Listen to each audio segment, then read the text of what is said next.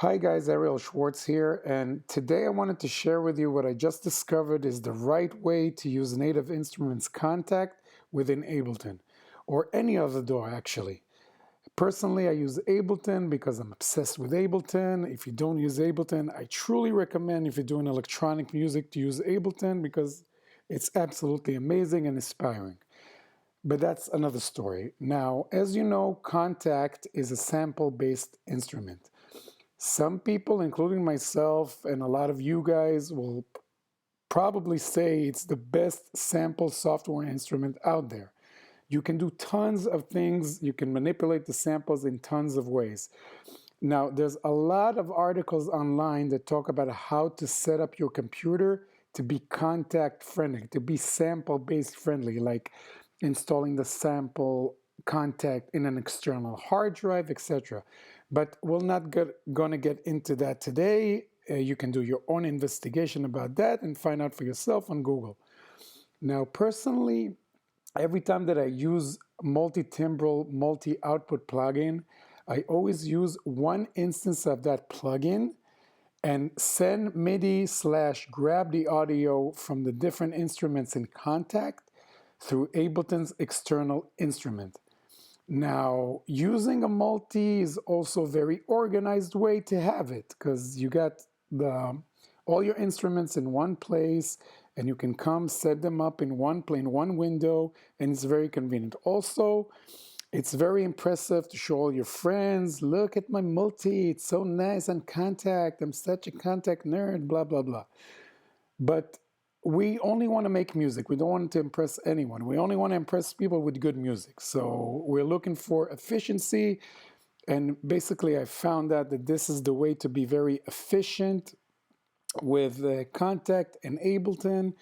And that's basically it. So let's dive right in. So what we have here on channel 1 is a multi-instrument Kontakt. Like it's a Kontakt instrument that contains a lot of other instruments. You got one instance of Rev, two instances of the Giant, Kinetic Metal, a pulserator by Sonic Faction, by the way, which is very unique, or an Urban Beats, and all of these instruments are laying down in one multi-instrument of Kontakt. Now they're being controlled by their own MIDI channel without an external instrument. That's channel number 1, and another 5 external instruments by Ableton that sends the MIDI to Kontakt and receives the audio from Kontakt. Now, on the other hand, we got 6 channels of the same exact thing, the same drums, the same instruments from Kontakt, and the same settings on the channels, the same sense settings, the same plugins if we got other plugins on them, although I don't, except for a MIDI effect that I got there. So, and we wanted to compare what will give us better CPU, because CPU is the name of the game with samples, and you want to keep your CPU level on the low, because if not, your computer will crash and you'll use your project, and that will be very horrible and blah, blah, blah.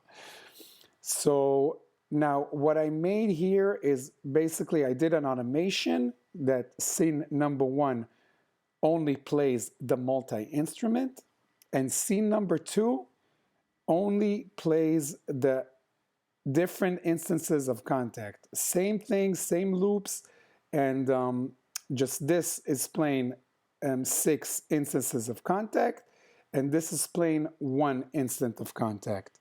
Now, surprisingly, I read this week that it's a better way to use multi-instances than multi-instrument, because I'm a huge fan of multi-instrument, because I thought that as less plugins that you open up in your project, the less CPU it takes. But I read that it's not the case in Kontakt because it's a sampled instrument and blah, blah, blah. So I did this experiment and I wanted to share this experiment with you. And that's basically it. Let's see what's going on, and we'll play scene one. Again, scene one will play the multi-instrument. Scene two will play only the six instances of Kontakt. So check out what happens. I want you to notice the CPU, very important. I'm going to play scene one first, and then I'm going to go to scene two. Okay, as you can see, scene one is averaging on the lower 30s. That's the multi-instrument averaging on the lower 30s. Now we're going to go to scene two, same exact everything.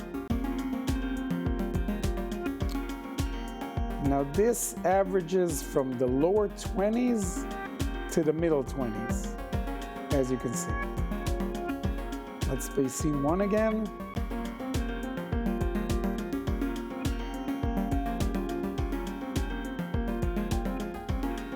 Scene two again.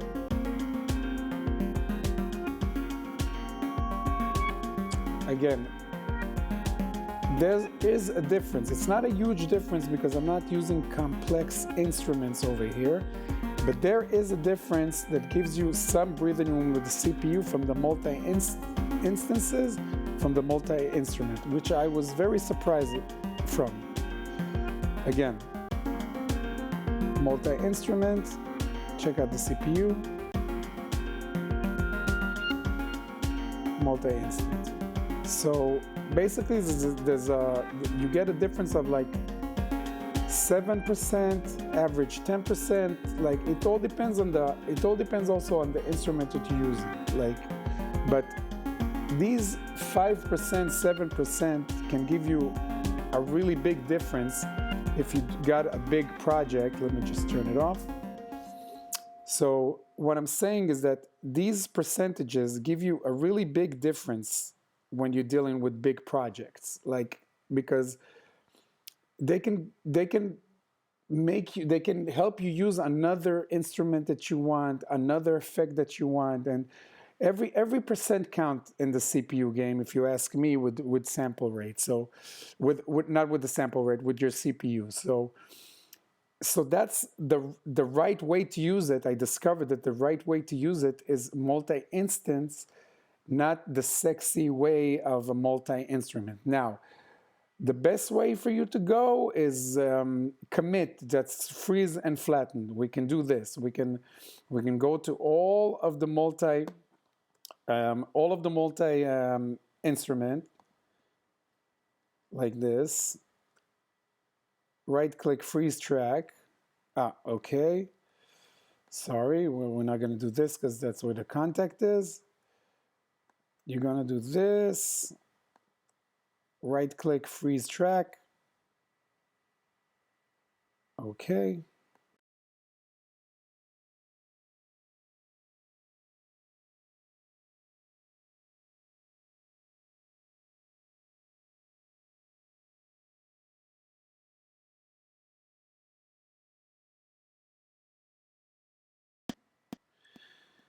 Now we're going to flatten these tracks.